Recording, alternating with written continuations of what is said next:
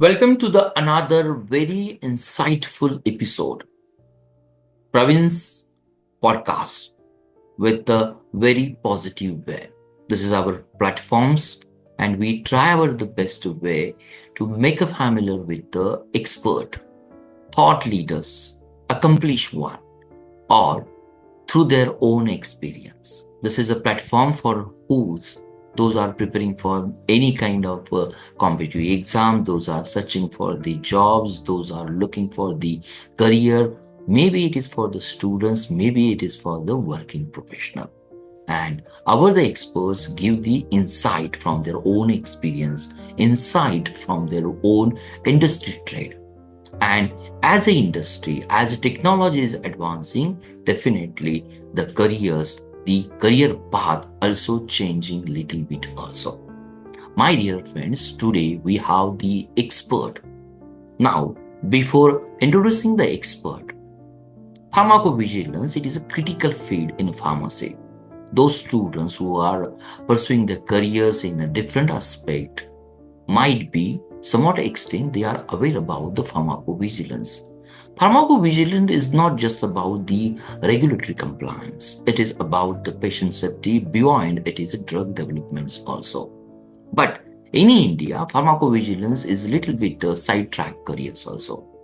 Now, we have Ramesh Deoda is working as associate directors for the patient safety scientist in AstraZeneca in Sweden. Today, I feel very proud to say he joined through the Zoom meeting online. Today he is in Sweden, he is working as the, just I mentioned, associate director for the MNC. Before the starting this conversation, I feel very proud to say he started his career from the academic, then the clinical research, then he is working in pharmacovigilance. He has a practical experience maybe regarding ICSR reports, aggregate report, or maybe the signal management. At the same time, regulatory compliance is the core area. I feel it is the right time to introduce Ramesh Deoda. Ramesh, you are the most welcome on my platform. Now, stage Thank is you, yours. Thank you, Dr. Pravin, for inviting me on this platform. I think talking about the pharmacovigilance, it's very important at this time, as you rightly mentioned. Pharmacovigilance job or the pharmacovigilance related information is bit sidetracked in the recent era, especially in the India. I think it's important we talk about it and people know more and more about pharmacovigilance. Yeah. Yes. Thank you, Rameshji. All my audience, this the next 1 hour episode will going to cover the basic of the pharmacovigilance. A short form it is known as the PV. Its evaluations, not only in India but at the same times in the world arenas also. At the main themes of this podcast will be apart from the just the regulatory compliance, at what extent the patient safety is playing very important part. Again, we're going to cover its contributions to the drug development and the patient safety also. This podcast will going to give what are the certification, what are the courses you need in order to pursue the career in pharmacovigilance. Apart from that, this technical skill, which are the very essential skill. Maybe it is a soft skills, maybe it is a qualification add in order to excel in this field. And definitely, as this is one of the careers, we're going to explore what are the challenges in this field for pharmacy students, for all the life sciences students. Challenges, reward, we try our best way to cover from all the perspective. Rameshji, before the starting this podcast, I request you, could you say some light your journey from India to Sweden? I could say your journey from the bachelor to the as today associate directors in AstraZeneca. That will be the really inspiring for the all the students who are looking towards not only pharmacovigilance as a careers, but maybe the different aspect they are looking for. I need your whole journey from bachelor to the associate director in MNC company, please. Sure, Dr. Praveen. I think when I decided to join pharmacy, I never thought about entering into the pharmacovigilance. I actually did my master's in pharmacy in pharmacognosy and phytochemistry. And I was very much motivated by the lab work because of the guide and the scientists and the teachers who taught me. And I have decided I will join industry where I'll get a chance to work in the labs. So my focus was to join in R&D, specifically in the herbal industry. But unfortunately, there were not much herbal industry or the job opportunities, and because of that I landed in academics. I was sure I will not continue in academics for long. That's not something that I wanted to, but I was still enjoying what I was doing in academics. One fine day, I got in working in academics in a couple of years. I got an opportunity to be a tech participate in one of the clinical trial in ICMR Institute, National AIDS Research Institute. That time, I realized the importance of the clinical trials by doing even the small activity, how much big difference you can bring in the patient's life. Though I was aware of this field of pharmacovigilance, that time it was KPO, the new job that came into the KPO, that's knowledge process outsourcing. I was looking at it in a similar way like a BPO, business process outsourcing. And I was pretty sure I will never join pharmacovigilance. And the reason is I was influenced by one of the dialogue of the famous actor Amir Khan in the movie Three Idiots when he said, अगर bank में नौकरी करनी थी तो engineering क्यों की? Person who did engineering and then later he joined in bank. And I asked myself, I did my post graduation working 2 years in the lab. So why should I join a job where I need to work on the computers, data entry? So I was pretty sure I will never join pharmacovigilance or KPO at the time. But then after working in clinical trials, I realized the way we are bringing the change in the patient's life can be more bigger after working in pharmacovigilance. And I realized Amir Khan was wrong. It's not just 10 people who in the bank who runs the bank. And it's not just depositing the money and withdrawing money is the things that you do in the bank. There are hundreds of engineers behind the banking system. Similarly, there are thousands of pharmacovigilance associate working behind the patient safety. And that's how I landed in the pharmacovigilance industry, where I worked for the IT companies, I worked for CRO, Clinical Research Organization, and then in 2019, I joined pharma company AstraZeneca, Bangalore. And then after a couple of years after pandemic, I got opportunity to move to a base location of AstraZeneca, which is in Sweden. So currently I'm in Sweden. So while working from different companies, I got opportunity to work in different departments of pharmacovigilance, as you rightly mentioned, ICSR, individual case safety reporting, then signal management, aggregate reporting, and now I am in Sweden in front of you. Thank you. Really, it is inspiring for me also as your colleague and my all the audience also. My dear friend, you just see the Ramesh's journey. Just you do the analysis. It is same for each and every student. Either he is in third year, fourth year, or the students who are pursuing the life sciences. And he put the one Amir Khan's dialogue from the Three Idiot. If he want to be work in engineering, why he had to perform the banking, or why he had to be complete the graduation in banking? The same thing has happened with the Ramesh also. But during academics, during the clinical trials, he believe he is strong at the lab work. If lab work is strong, you don't want to be in the part of the just maintaining the reporting, which is the maybe the crucial part of the pharmacovigilance also. But later on, there is some instinct in him. It call his, I could say, the passions also, because the reporting pharmacovigilance is not only the regulatory compliance, it deals with the patient safety, and this is his passion. Now his passion, then his belief, it is not just the computer work. It is something he is desirable. He feel is worthy for that. And that is most important for each and every students. You have to find your the niche area like Ramesh. Thank you, Ramesh, for your inspiration.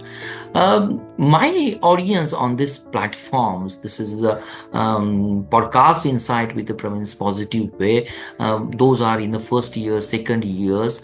Maybe most of the people they are really does not know about the actually what is the meaning of the pharmacovigilance. Also, maybe definitely will going to looking apart from the its opportunity. But I feel the first question from my end, let's start with the very basic foundation courses. Yes, we know you just talk about the pharmacovigilance play very critical role in the patient safety. It many people outside the pharmacy, life science, they are unfamiliar with the significance of the pharmacovigilance. My first question, could you explain what is a pharmacovigilance? Why it is an indispensable part of a pharmaceutical industry? This is my the first questions to you. Yeah, Dr. Pravin, thank you for this question. I think this is very important to understand what the basic of pharmacovigilance.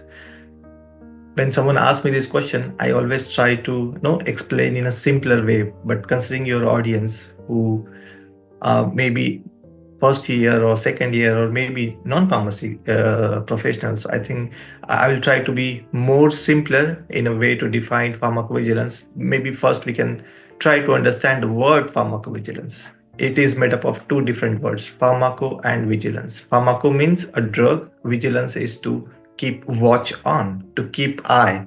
So to keep eye on the drug is pharmacovigilance. To be more precise or to give a context to understand what we do in pharmacovigilance, I would just like to give an example. Imagine 500 years back or the 1,000 years back, we know nothing. There's a guy in Pune who saw a tree of a fruit. He just grabbed that fruit, ate, and died. After a few days, similar incident happened in Mumbai. A person ate a similar fruit, ate and died. And similar incidences are happening across the countries. The reason is the people who are eating that fruit, they are not aware of the toxic nature of that fruit. So that's what we do in pharmacovigilance, to get the information about the toxic nature or the side effect associated with the drug, and to help and prevent other patients taking that drug where there is a possibility of experiencing similar adverse event. So if I talk about the key principles that we do in pharmacovigilance, those are the first would be the data collection, because if you want to understand what kind of side effects or the what kind of adverse drug reactions experienced by the patient by taking your drug, you need the data. So we get data from the different sources, from the clinical trials, from the post-marketing sources, from doctors, patients, literatures, hospital records. The second step is the signal identification, signal detection, or the signal management. And third is the risk management. Once you identify the risk, how you minimize the risk. Or so to give you an example, how you identify a signal and how you mitigate the risk, I would like to give another example. Suppose if I have a data of 1,000 patients who took a drug, and out of 1,000 patients, 5 patients experience headache, 10 patients experience nausea, 100 patients experience diarrhea. So out of 1,000 patients, 100 patients experience diarrhea. So that's the signal. I will analyze the signal, understand whether this diarrhea is because of my drug or not. So that's the signal detection process. Second, and the third last step is to risk management. When you identify a risk, for example, again, diarrhea is because of your drug. I have a data of 1,000 patients. How I can minimize the risk of diarrhea associated my drug? I will try to understand the patient. Out of 1,000 patients, 500 are male and 500 are female, and all these diarrhea incidences were in male, not in female. That means this risk of diarrhea in females is not there. Females are safe. Now the question is remaining 500 patients. If I further characterize those 500 patients, I will see 200s are elderly and 300s are adult. And all these 100 incidents of diarrhea were from elderly patients. So that's how I see adult male patients are safe. The risk is only with the male elderly patients. That too, not for all, it's for the 50% patient. Then my job is to further characterize and to minimize or to understand how I'm minimizing. We are segregating the population which are safe, and we are trying to identify getting more and more information how we can minimize the risk in that population by knowing more. So the entire process of pharmacovigilance is to collect the data, analyze the data, identify the signal, understand the risk, and minimize the risk. So I will generate more and more data. I will get more and more data on the diarrhea over the period of time, and I will understand more. So that's how we do in pharmacovigilance: collection of a data, signal detection, and the risk management. That's the core of pharmacovigilance. I think one can understand easily. Yes, yes. It's a very simple way even the non-pharma background students or any professional easily understand. The way you give the example of the 1000 patient, then you screen the 1000 patients from the headache, nausea to diarrhea. As diarrhea, you just clearly mention it is a signal. And for the 100, then you segregate the population, male and the female. Detections is only the male. Again, you segregate the 200 and 300. 200 is the male elderly patient, and this data is really used screening. And you are Yeah. working on the safety profile of the particular drugs.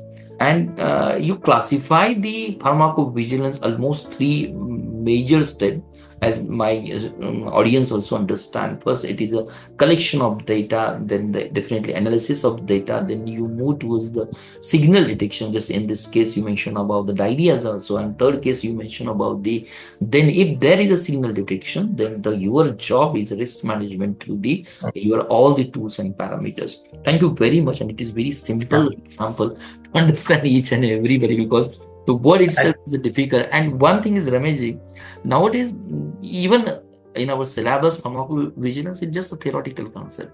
For the students, it doesn't get the idea what the actually regulatory affairs and these compliance people are doing. This is a very simple example. My next question is, as there is a tremendous change in whole pharmaceutical industries also, the same way, the same changes is the part of the pharmacovigilance also.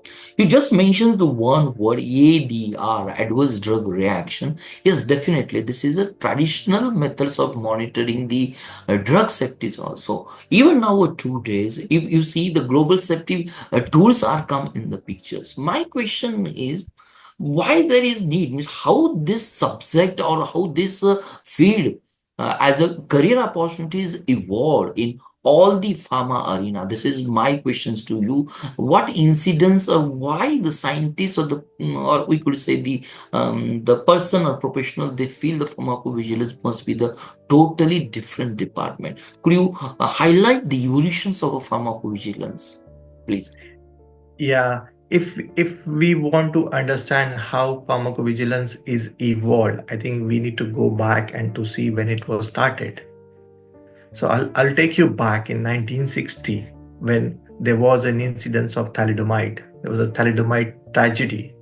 That's everybody in the pharma industry knows about the thalidomide tragedy where newborn experienced phocomelia, newborns born with no limbs because of the drug thalidomide. That time World Health Organization created some regulations. They found some guidelines to govern the safety of a drug, and that brings to the change, or that motivated countries regulatory agencies to bring or to create their own guideline. When I see evolution of pharmacovigilance, I see in three different parts. Maybe we can divide in the year from 1960 to 2000 is the one era, 2000 to 2010 is another era, and 2010 to 2025. Now that's the third era. So in the period of 1960 to 2000, all the pharma companies or all countries, regulatory agencies created their own regulations, own guidelines for the patient safety, for the drug safety. Even in India, I think it started in 1986, first time ADR reporting and everything. In US in 1980s, US FDA started MedWatch program. Actual PV or the PV centers expanded in India in around 2004, when I think Dr. Amumani Ramadas was the health minister, and he expanded the pharmacovigilance scope in India. But I see 1960 to 2000 is the era where the regulations from the different countries has established. Then from 2000, if you go to the second era of the PB evolution, 2000 to 2010, I see this era is an electronic era where electronic database, electronic signature, digital, everything is digital. It is not possible to maintain a data of each patient in the paper format, one file of each patient. No, I still remember when I was working in ICSR initially for one of the pharma company, we were submitting 1000 ADR reports every day to the health authority. You can imagine there are how many pharma companies and how many reports are being submitted every day. If I remember correctly, in EU's database, there are 1,037,000 drugs are registered.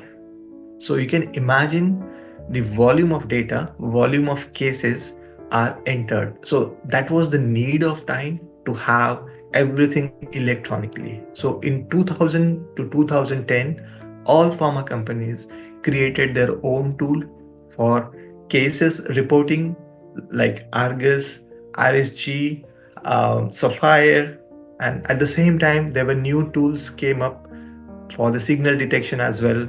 For example, Empirica that came in around 2004. So in this 10 years, every pharma company, every regulatory switched on some electronic form of reporting. So that was the era. There are still updates are ongoing, but the initial change in the from paper to electronic was happened between 2000 to 2010.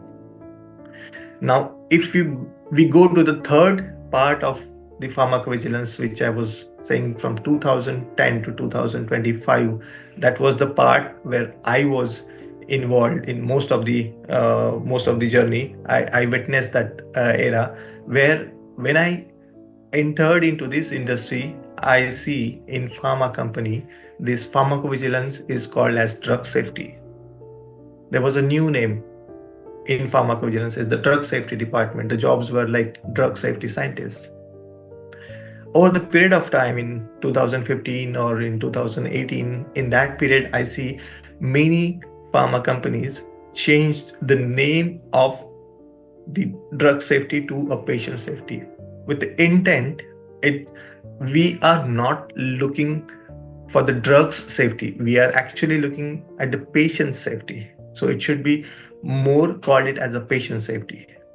So that's how it changed from drug safety to patient safety. But in the recent years, I see there is one more change. It is called as clinical safety. So the intention behind changing from drug safety to patient safety and then now patient safety to clinical safety is to not wait until the patient experience the adverse event, but to predict or intervene well before the patient experienced an adverse event. I can give you an example to clarify the clinical safety in a better way. Like if patient takes a drug on day one and experience a rash, which is an adverse drug reaction on day seven. So there are series of events or the series of changes happen within the body from day one to day two to day three, day four, day five, and patient experience actual diagnosis or the adverse drug reaction at day seven. So to understand these changes and predict the adverse drug reaction well before it actually happens, to understand based on this lab data, is the clinical safety. So we are not waiting for patient to get actually adverse event, but to analyze well before it. That's how the pharmacovigilance is working now. So I see from 1960, from the one incident to now in 2025, how big change happened in working in terms of data collection, in terms of analyzing the data, predicting the data. That's how now I see pharmacovigilance as clinical safety in 2025.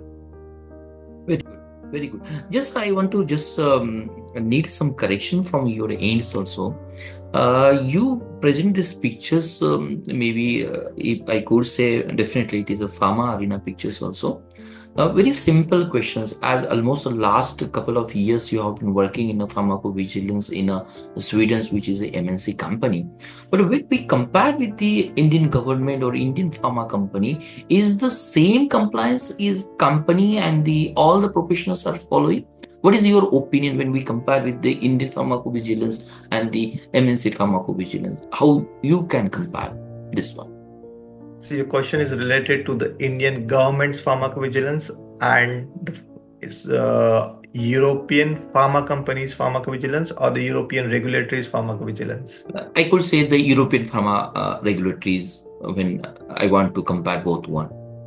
Yeah, if I compare Indian system of pharmacovigilance and the European or the US FDA regulatory agency, the regulations timelines are not much different, but I feel here in US and UK MHRA or the EU regulatory agencies, they are the one who are the pioneer in designing those guidance, and most of the rest of the countries apart from the EU and then US FDA and MHRA are kind of followers.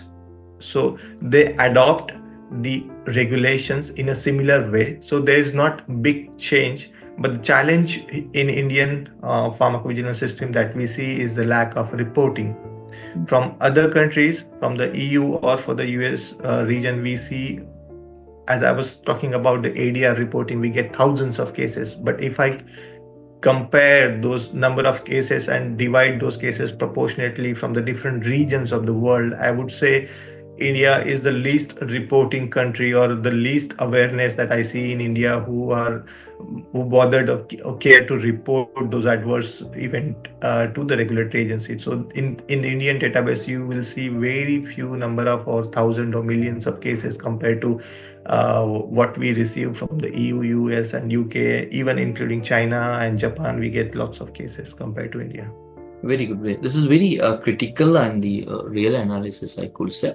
And that is one of the things as a career counselor, if India need to have the compliance, definitely there is a lot of opportunities for the all the pharma students and the life science students is to be the part of this booming industry.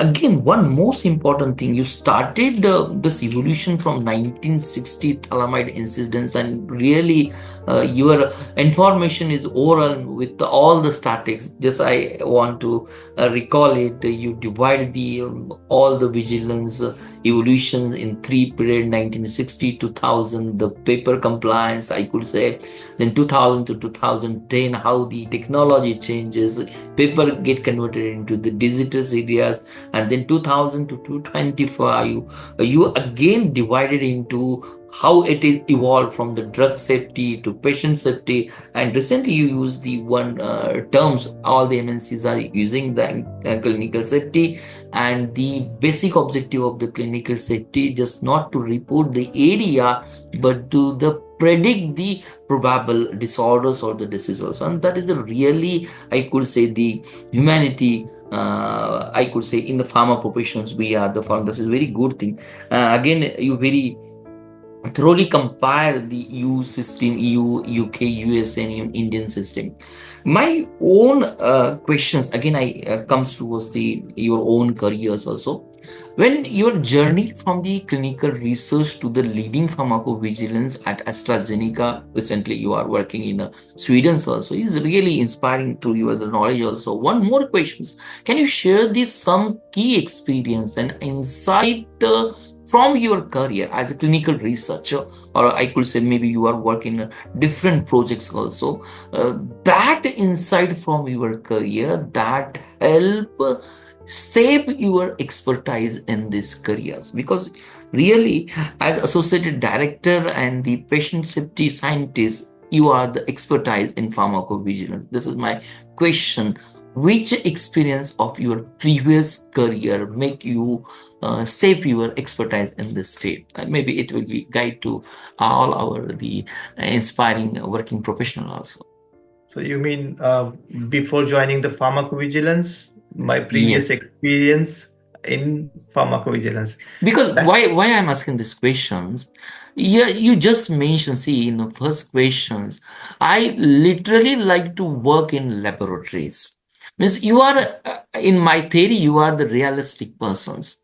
Means this experience in your lab, maybe in the clinical research, maybe in the signal detections, how mm, this make you expertise in pharmacovigilance? Maybe my students will going to concentrate in that parameters also if they want to be a career in pharmacovigilance. For that purpose, I'm asking the same question to you. okay. So if I correlate what I learned in my diploma or degree or master's in pharmacy, which is directly correlated to the work that I do, and there are certain aspects that I learned which are not directly related but still useful. So the if I talk about those things which I learned and directly related, that mostly comes from the subject pharmacology, where you understand the pharmacokinetics and pharmacodynamics of a drug. I think that was the core area of pharmacology, and then clinical trial aspects, drug regulatory related aspects, what are the different regulatory agencies, how they work, and I think these are the three main core areas of what I learned in my graduate was directly related to what I'm doing right now. But apart from that, we also learn pharmaceutics, pharmacochemistry. We also work on animals. Okay, before testing the drug on animals, you cannot test on the humans. So all these things help me to understand the parameters that we studied in the animals. What is the PK? What is the different profiles of the drug that we studied in the BPharm? How that can be useful to understand the drug, its pharmacokinetics, its pharmacodynamics. Then to understand, the adverse drug reaction. Whenever we analyze any adverse drug reaction, we need to understand the causality, whether the drug, this event is related to your drug or not. So to come to that conclusion, I think all what we learn in pharmacology aspects, I think that helped a lot for me. But that's the agony of what we learn. I would say, um, uh, if I remember my when I was in masters in when I was doing my masters in pharmacy, we were a batch of 56, and I see out of 56, 10% students are now part of a pharmacovigilance industry. So the choice of a career in pharmacovigilance for the pharmacy graduate or the postgraduate, I am assuming, I mean, I'm talking about this stats of 15 years back when I was part of it, but I'm sure now this is the same or maybe more.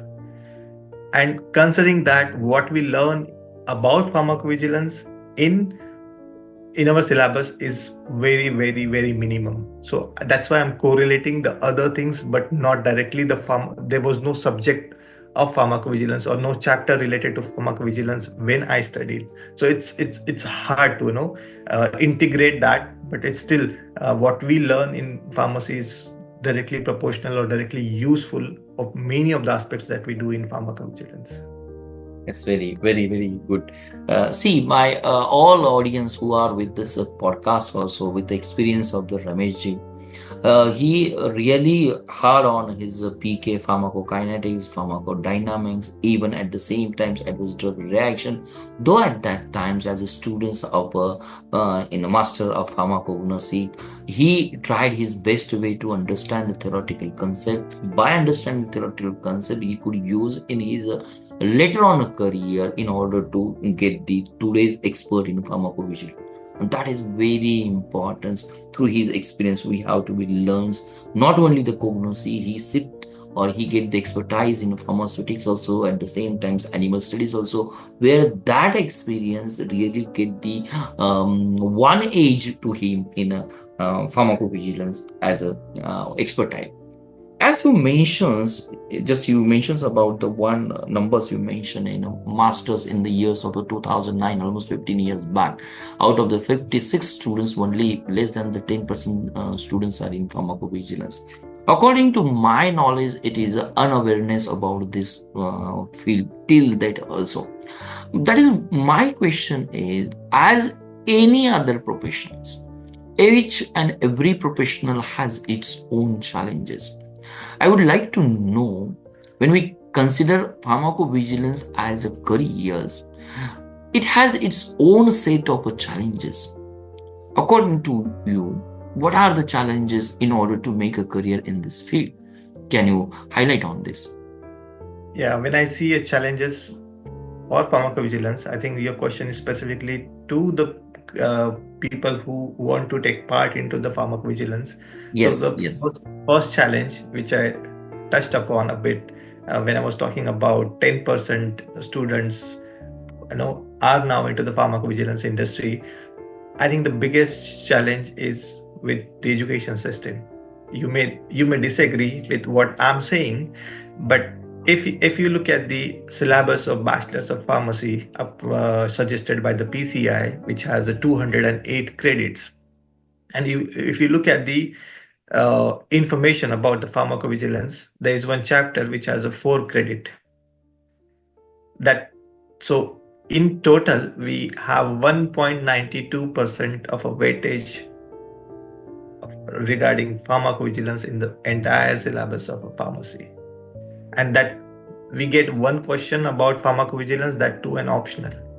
So if I see 10% students are or wanted to be a part of pharmacovigilance industry, why only 1 to 2% information is being taught to them during their B pharmacy or M pharmacy?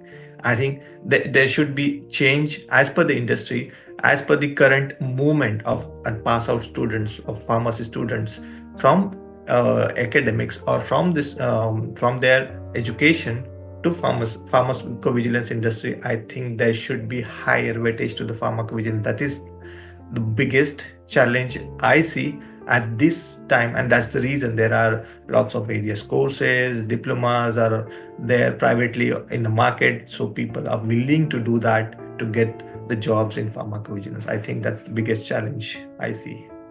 Yes, yes.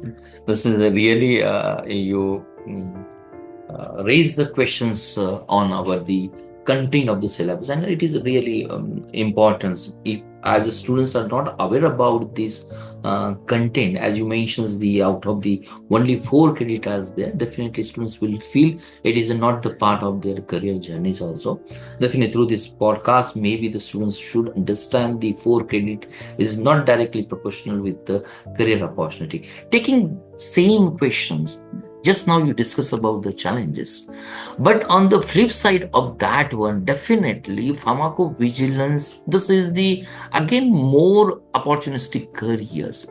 How this opportunistic career makes this career more fulfilling and impactful, means by which motive, as I need this insight from you, the students feel yes, definitely I want to career in pharmacovigilance.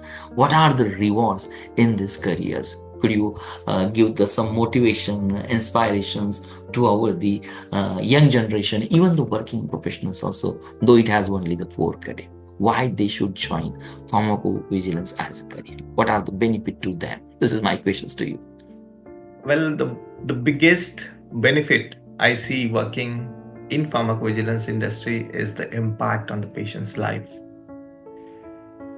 When we work in pharmacovigilance, when we analyze adverse drug reaction, we update the label, we we intend to work to bring the right medicine to the right patient for the right indication, we feel the difference in the patient's quality of life. I think what impact we are doing by doing this pharmacovigilance activity is the greatest satisfaction or the benefit out of it. When we work in pharmacovigilance, we work not just reporting, there are several aspects associated with it. There are technology related aspect, there are regulatory related aspect, there is a cross functional collaboration. You develop, more you work, you more you develop the skills, more you develop a skill, more growing opportunity you have in pharmacovigilance. You would have heard people working in academics then joined pharmacovigilance like me. You would have heard people working in production, QA, QC, R&D, or any other field and then join pharmacovigilance. Have you heard anyone working in pharmacovigilance and then moved to any other industry for his career growth? No, that's the kind of job stability. That's the kind of growth because you are growing continuously, right? So that's the reason I think people, if they are willing to take part in pharmacovigilance industry to contribute in this industry, that's the reason they should think of the kind of job stability, the kind of job satisfaction, the kind of growth that we get in this industry is, I think, far better than any other job profile. And apart from that, I see it's not, you are not, when you work with all different cross functionals. You work, as I mentioned, regulatories and different departments, okay? And at any point of time you want to switch, because when you collaborate with the different departments, you get an experience from that department as well. And within pharmacovigilance, you can easily switch to any other department and work in that department. Either you continue working in that department or come back to pharmacovigilance. That's one of the easiest way of growing, which you get only in this pharmacovigilance industry but not in any other job profiles. I think that's another benefit. And of course monetary benefit is always there, which I see comparable Wow. uh, and better, similar to the IT company profiles and any other job profiles available in pharma industry. Because Ramesh means most of the students they desire as like you through this podcast also to be as associate director for the MNC like a AstraZeneca, because to be the part of AstraZeneca to face the interview is really challenging. Therefore, why I put these questions, because the reward is always means I could say this is a motivating force. And you start, what are the rewards in order to choose the pharmacovigilance as a career? First, you didn't start with the monetary benefit. You put the monetary benefit at the last. But the first point you mentioned is that you are working with the patient safety profile. And this is the really inspiring to me. See, it shows your motives. I'm working towards the patient safety. Really, I like this motive and the reward for the students also. Second thing you mention about the you are working in a, you use the word cross functions. Even of pharmacovigilance, he has to work with the, not only reporting, then regulatory, then other department also. At any time, he or she can switch. Third point you mentioned, and this is a very practical example, means from the academic working professionals switch to the pharmacovigilance, but there is hardly any example pharmacovigilance to the academic. I am fully agree, and this is give the clear pictures about the rewards also. And definitely the collaboration is the part, that is one thing. I'm going to the next questions, like artificial intelligence when you talk about the data analytics, at the same time, maybe even you talk about the automation, these are the transformation even in a pharmaco, I could say the chat GPT, you could say. This is an advancement in the pharmaceutical industries also. Now, my main question, as you mentioned somewhat during our conversation, it is related with the digital data and their collection, there's the reporting, little bit doubt in my mind, in my audience, maybe the chat GPT, like the tools and the automation, artificial intelligence, how they will going to impact positive or negative way, I could say, or this analytics and revolutionary drug safety monitoring means simple way. How do you see this advancement in technology shaping the future of pharmacovigilance in positive way or the negative way? How they will impact the job prosperities? This is my I think question. that's, yeah, thank you for this question. Actually, this is very important because nowadays I see people are scared in their Yes, job yes. because of the AI, this chat GPT, automation, natural language processing. But I think this AI cannot take your job. Your job is at risk only if you are not using AI. As I was saying, for adverse drug reporting, like 10 years back, I saw 1,000, approximately 1,000 ADRs were reported by one pharma company in a day. And there are millions, at least 1,037,000 in the EU's database. So you can imagine how many cases or millions cases, even if I see one case for one drug, that means millions cases are submitted on daily basis. It's not humanly possible, right? If 10 years back 1,000 associates were doing a job with some millions of cases, can you think that those, if we put AI and that work we can now do by using 10 associate, so that does that mean I don't need the remaining 990 associates? No, because the data which I had 10 years back and now it increased exponentially. Now we need more thousand people to work on that data, even if we use AI, even if we use any automation, even if we use any natural language processing. And how this is helping, if sing, I was giving an example of a signal detection. Signal detection is, it's so difficult by the manual method. You, one person or even 10% or 1,000% cannot, evaluate millions of data at a time. So what this AI does, it gives you a signals out of the millions set of a data, where you can get only 10, 20, 100 signals, and you can focus on that signals. And also, we are not working like as an ID company, we are working for the patient. I was giving you an example. Patient takes a drug on day one and experience an event on day 7.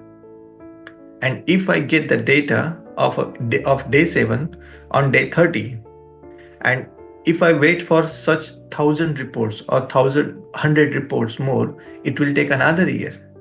Then to come to a conclusion, it will take another few months. So do you think it's worth to to decide whether patient experience rash on day 7 and you are taking a year to confirm whether it is rash because of your drug or not? By the time you wait for a year, there are 1,000 patients who already experience rash. So time is the essence for such kind of analysis. So AI is helping us to analyze this data much earlier, even if it is in millions, but It's it's not appeal to creating you. any impact. Sorry to interrupt you. Most of the students' simple fear is that as pharmacovigilance is equivalent with the reporting, means in layman terms language I am speaking. Please excuse me for that one. There was a belief maybe the chat GPT as like the Gemini they will going to replace them. But you clearly put even it is beyond the data analysis is beyond the machines also. Really, is it a possible human need, human force is needed in this industry in coming days also? with the Yes. automations also? Yeah, I think I strongly believe the AI cannot replace anything. AI can ease your work, and the volume of work is increasing day by day, and AI is needed badly, but that will never take your job away. I think if that would be the case, I don't think you would have invited me and asked this question. You would have asked the same question to the AI or the Chat GPT or Gemini and discussed this, right? There is a thin line, but there is a difference what AI can do and what person can do, right? That's very good, very good. See, but all my audience, don't fear about these automations and data analytics tool. Just Ramesh ji mentions, yes, definitely they give the age to you, but the human need, because we are working with the patient. When we are working with the patient, the human touch are essential, and the pharmacovigilance experts are doing the same job. Therefore, don't bother about the automation; is a part and parcel of life. When as most of the students, they like to use same analogy of your career in order to be the part of their destinations also. My question is, in order to be the expert in the pharmacovigilance, what is your recommendation? What kind of the certification, what kind of the graduation, or any course the students should be follow it, or they should complete it according to your own experience? Is there is any courses or any certifications? I am usually against you having those courses, but I see from my past experience and what are the current trends in the pharmacovigilance industry, you do not need any specific, additional requirement. Either a B farm or the M farm or BDS or MBBS or graduate in the life science can get a job in pharmacovigilance, provided that candidate should have a right mindset or should be focused or should have some basic understanding about the pharmacovigilance industry that we do. That person should understand what adverse drug reporting is, what are the different regulatories that are there, what are the different requirements. As you also see that this job is related to the data analysis, you have lots of data to be worked on. So I think a candidate should have a data uh, analytics expertise or data, should understand how the data is analyzed. And additionally, okay, a student should also understand what are the different clinical trials, right? Phases of clinical trials. I think basic understanding is enough. If I am the interviewer and if I have a two CVs, one is of a bachelor's in one completed bachelor's in pharmacy and one is master's in pharmacy, I would not buy their degree. I would see how much knowledge they have about pharmacovigilance before entering into the industry. I will not prefer MPharm or the BPharm just because he has additional degree. No, but he should have that knowledge about the pharmacovigilance. But at the same time, we should have some, as I mentioned in the syllabus, we syllabus is not currently fulfilling the requirement or should not, it's not fulfilling what a basic understanding one should have in the pharmacovigilance. That's the reason there are different courses run privately in the different organization for the clinical trials and for the some to get some practical experience on pharmacovigilance. There are some private agencies who have their 6 monthly diploma, 1 yearly diploma that can be done to gain more experience about the pharmacovigilance. I also see on health authority website, I always see the major health authorities are the EMA and the FDA. These are the two major health authorities. And WHO, this is one of the World Health Organization who also has some courses. So if we go to these three organizations website, you will see there are lots of free courses, tutorial, certifications available. One can do those courses to improve their understanding about the pharmacovigilance. That will add value in their CVs as well, because they can download the certificate and they can have those documented in their CV, so that not just add values but they improves the understanding about the pharmacovigilance. This is really you guide the students with the EMA, FDA, and WHO sites also, and you clearly mentions yes. Students could go for the 1 or the 6 month certification in pharmacovigilance. You are the open for that one, but at the same times you just compare these two students, MPharm and the BPharm. But those who has the knowledge of practical knowledge, definitely you're going to select that one. My dear friends, all the audience, it is very essential. Your knowledge plays very important part to be part of company or not to be the part of the companies also. As you almost last more than half an hour, you clearly make a pictures of pharmacovigilance also. As a pharmacovigilance is definitely the pressing need, or we could say the promising careers also. But before entering the pharmacovigilance, many of the aspiring professionals, they are totally unaware about this pharmacovigilance industry's roles, or what kind of the organization, where they will going to join it, what are the different roles. Could you tell these the aspiring students who want to be the part of this pharmacovigilance industry, how they should start, where is the mid level, where is the senior levels? I need that your expertise on it. Yeah, as I said about my career, I started in IT company, then I joined CRO and then pharma company. So I can tell you there are three major players in the pharmacovigilance industry. One is the IT company, second is the clinical research organization, and third is the pharma company. So in IT company and the clinical research organizations, entering as a freshers is quite easy compared to the pharma companies where the requirement is very low. So I think one should focus either the IT company or the clinical research organization. And talking about the job roles, I think if you join any IT company, you will get a job, all the designations like junior data analyst. In CROs, the roles would be safety scientist, then senior safety scientist. If you go to a mid level, as you said, after few years of experience, maybe 5, in IT companies, the growth would be like team manager, senior manager, and um, at high level, it would be like senior level, it would be like service delivery manager. But in CRO, you start with safety scientist, then senior safety scientist, manager, senior manager, and at a high level, it would be a director. But in pharma company, generally the requirement for the freshers, or generally pharma company hire associates who has minimum 5 to 10 years of experience in any other industry, any other companies like IT companies or the CRO. But there are some internship programs as well in pharma companies where every year one or two associate can join and they can climb the ladder directly from the pharma company. Like they start from the manager, senior manager, then at the mid level associate director, and the senior level it can go up to the VP. So that's That's how I it. see in three different type of companies which Yeah. where we have a scope for the freshers to join in pharmacovigilance. The very good inputs from your ends. Also, you mentioned about the GDA, DA, then the safety scientist, senior safety scientist, then the senior level managers also.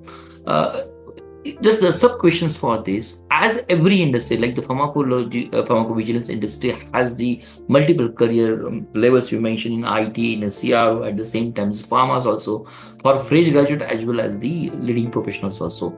In pharmacovigilance, what are their care roles? How the care roles are different for the GDA to the senior level manager also?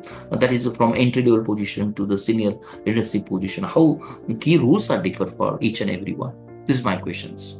So if we take an example of a junior data analyst or the data analyst, mainly when any freshers join into the pharmacovigilance industry, they join into the ICSR case processing. In pharmacovigilance, there are different departments. One which I was talking about, the ICSR, individual case safety reporting. Second is the signal detection, and third is the aggregate report writing. So initially, anyone who will join, mostly they join ICSR, where they will learn the how the individual cases are processed into the database. So there they will get an opportunity to learn different aspects of one ADR, and they will database thousands of ADR over the period. Generally, one associate can database up to 10 ADR reports in a day, sometimes 20. 10 to 20, I would say. So that's the initial role. And when a person understand, either that person can continue working into the ICSR case processing. I see people who are working into the ICSR case processing from 10 years. Like me, I worked for an year, then I switched to the signal management. I decided to change the department and try to understand how the signal evaluation works. So there also you can grow as much as you want. You can spend as much of time you want. But I then changed to aggregate report writing. I actually switched. I found myself very unstable within the pharmacovigilance, and I switched different departments in different companies or within the same companies. And I think that was quite helpful for me to get a job in the pharma company where this working culture is not specific to the departments.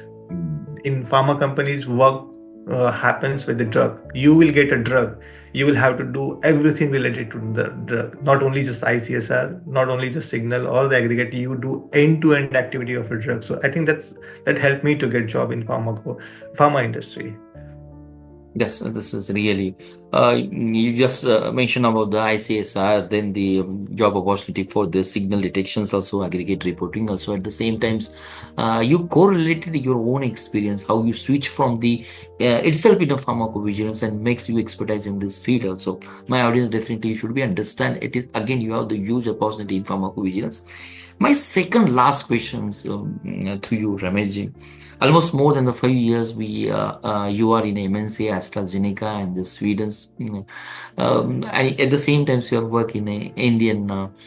Just you mentioned the one word, the corporate cultures also. Though it is not the part of this podcast also, but as the curiosity for me also and for my audience also, for Indian students, Indian working professional, it is their dream to be the part of the MNC and either in the EU or the USA also. How you compare the this working cultures? How most of the students and working professionals get attracted to the MNC? I would say the working culture. Is it only the reason working cultures is totally conducive in case of the EU or in case of the UK or USA? What is your own experience in that one?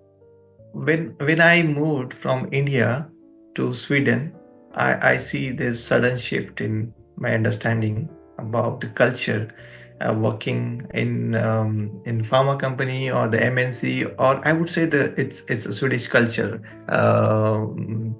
Because in India, you would have seen in most of the companies. I'm not talking about my current organization, but in other companies, you would have seen it's there is a boss culture. There is a cabin culture. You will see your director, senior director sitting in a cabin, right? They are the boss. You call them by sir. But here I saw it's open culture where there is no cabin. There are boss, but on the paper they are not actually bossing you. Yeah. Sometimes, and there is no fixed seat for anyone. Sometimes you come late and you see a vacant seat next to the vice president, so you can sit next to the vice president. So I think that's the difference that I see, how I when I was working in India and compared to Sweden. So that's the difference. There is no boss. There is no one who is monitoring you, what you are doing, what you are wearing, how you are looking. Is that That's culture is beneficial to you as what is your personal experience? Instead of no bossing, no caping, you are very close to the VP. Next moment, you are very close to your colleagues also. How this is helpful? What aspect it is helpful? I think if you live in that open culture, because if I compare how it was earlier in my organization, where whenever I have some plans, my personal plans, and I want to take leave, I have to be behind my manager a month before and ask him, I am planning to take leave next month. I have so and so thing at home, and and I would request, not just request, I need to beg Mm. him to give me the leave so that I can take part in my personal event. But here, if you have something personal, you just put your leave on the in the system. Your it's you do need not need to beg your manager or your boss to approve your leave. Your leaves will be approved automatically as long as you know what is your activities during that leave period and how you're managing those activities. As long as it is not impacting, I think it is fine. So if I see the difference how it was in India about this, Is this and approach give the some creative idea to give the yeah, that's what creative I'm idea? coming to. When you are living in such environment, you are more creative, you are Hmm. more innovative, because you are not in a hostile environment, you are in an open environment, your mind is free, you are focusing completely on your work, so you are more innovative, you are more creative than that environment. That's how I see. Hopefully, all the professionals who are working in India, same cultures will be coming very soon in India. We wish for that one. Rameshji, thank you for your inputs also. Last question from my end. Now, all the working professional graduates who want to be the part of this is a very innovative, the technological oriented and emerging career as a pharmacovigilance. What is your the last advice would you give to them to build a very successful and fulfilled career in pharmacovigilance? What is your advice? Mm. If I talk about um, the advice, I can surely talk on some aspects that one should focus before entering into the pharmacovigilance industry is the basic fundamentals. Okay, when we want to enter into the pharmacovigilance industry, we should focus on the fundamentals. We should focus on the basics, and most importantly, we should, because when students approach me, who want to take part or look for when they are looking for a job in pharmacovigilance industry, when I spoke to them, I realized they are not just trying to get job in pharmacovigilance industry. They have applied in production, they have applied in QA QC, they applied in R&D, they applied in medical writing, they applied in CROs, they applied different industries at, for different position at the same time. They're not focused, or they have not decided where to join. I understand the situation in India, but I still believe if we focus right before or at the final year of your B pharmacy or at the final year of your M pharmacy, and think where we want to see yourself after 5 years or 10 years, I think that time we can choose. If someone wants to take part in pharmacovigilance industry, he should be focused. That person can I understand the information that we have in the syllabus is not to that extent that one can think of, but in the B Pharma final year or in the M Pharma final year, we have an opportunity to work on the project where a student who are willing to participate in pharmacovigilance industry, they can think of any projects related to pharmacovigilance so that they can get more experience on what it is going, and so that it would be easy for them to enter into the pharmacovigilance industry. There are lots of webinars, there are lots of conferences that happens. For few of the conference, students can participate as a representative of a college or individual. There are some conferences or the video recording of those conferences available on YouTube. There are lots of literatures published every day. What updates are going on, one can be updated. And we as I was saying, if I still my stats are right, if 10% pharmacy graduate or the postgraduate are moving into the pharmaceutical industry, you have an opportunity to create a network with them, to understand the needs and to understand how they can prepare for this kind of a job. They can be updated on these aspects. I think overall, if you look at all this, it would not be a difficult path to enter into the pharmacovigilance unless the person is focused or have a right mindset to take part into that industry. That's very practical. I could say the advice from your ends also to be the part of seminar, to attend to the kind of the conferences also, and all my audience. This is not just the kind of the podcast. It is not just a discussion. It is beyond the discussion. It is a conversation, and this conversation from Ramesh ji, who is working as an associate director, and is give the deep insight into the pharmacovigilance as a career and its importance in this global health. To this podcast, if you listen, it started with the all the I could say the domain of pharmacovigilance, how it is the evolve at the same time, what are the working profile of the pharmacovigilance, where you are working, what are the challenges, what are the rewards. At the same time, he's explain about the entry level opportunity to the advanced roles in drug safety, and more emphasis from his side, you are dealing with the public safety rather than the drug development. And just he mentioned the one word in 2025, you are working with the clinical safety, which is totally concerned with the human being, and that is really motivating.